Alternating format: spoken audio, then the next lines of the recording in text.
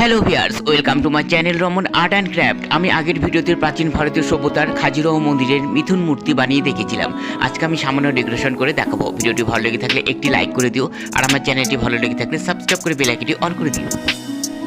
তো গাইস, এই ছিল আমার আগের পার্ট 1 ভিডিও। এখন আমি সামান্য ডেকোরেশন করে দেখাবো। এখানে আমি গোল্ডেন কালার দিয়ে মূর্তির গায়ে বস্ত্র এঁকে নেব। তো গাইস, আমি এই মূর্তিটি বানিয়েছি প্রাচীন ভারতীয় সভ্যতার খাজুরাহ মন্দিরের যে মিথুন মূর্তি রয়েছে তারই আদলে। জানি না মূর্তিটি আপনারা কোন নজরে দেখবেন, কিন্তু প্রাচীন ভারতীয় সভ্যতার বিভিন্ন প্রান্তে মন্দিরের গায়ে এই সব ধরনের মূর্তি আমরা দেখতে পাই।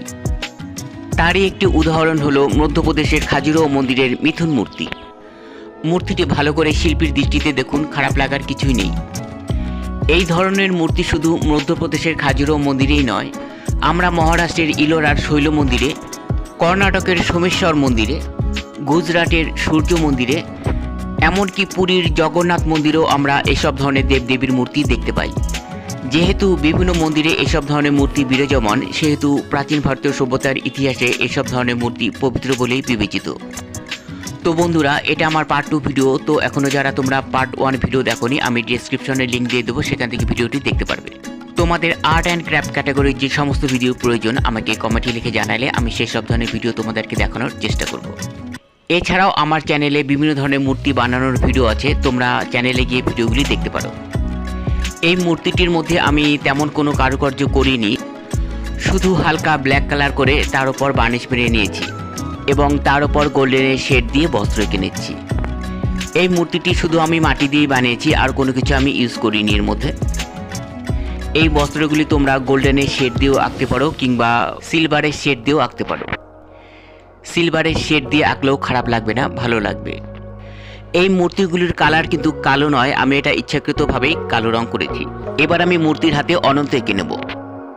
এখানে সব কিছু আমি গোল্ডেনের শেড দিয়ে আঁকবো। খুবই ইজি এবং সহজ পদ্ধতিতে আমি আপনাদেরকে দেখাবো, তাই ভিডিওটি না টেনে পুরো ভিডিওটি দেখতে থাকুন। এবার অপর হাতেও আমি একইভাবে অনন্ত এঁকে নেব। মূর্তিটিকে আমি আলাদা লুক দেওয়ার জন্য কল্পনা থেকে আমি কালো রং করেছি এবং গোল্ডেনের শেড দিয়ে নিচ্ছি। এই মূর্তিগুলি তোমরা হোম ডেকোর হিসেবে ঘরে রাখতে পারো। এবার আমি গোল্ডেনের শেড দিয়ে চোখ এঁকে নেব।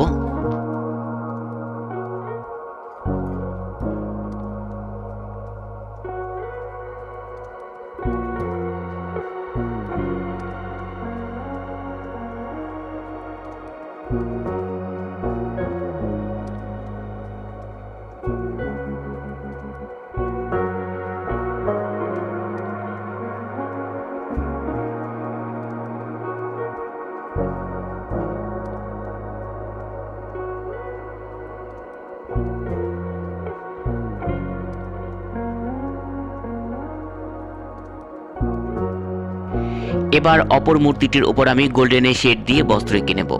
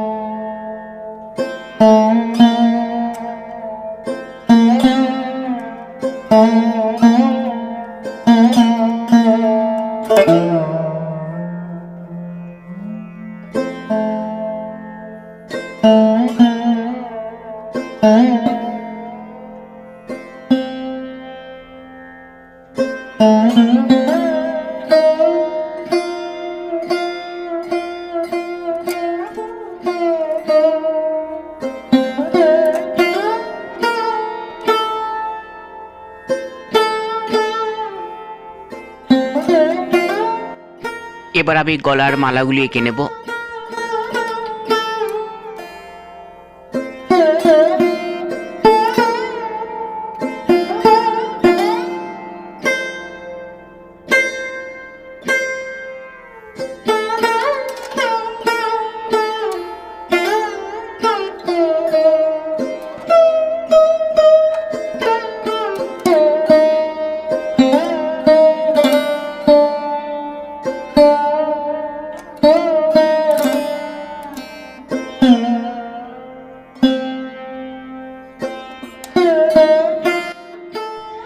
দেখুন বন্ধুরা, মূর্তির গায়ে বস্ত্র আঁকা কমপ্লিট। এবার মূর্তিটিকে আমি যে কাঠের উপর বসিয়ে রেখেছি সেই কাঠটিকে আমি একটু নকশা করে নেব।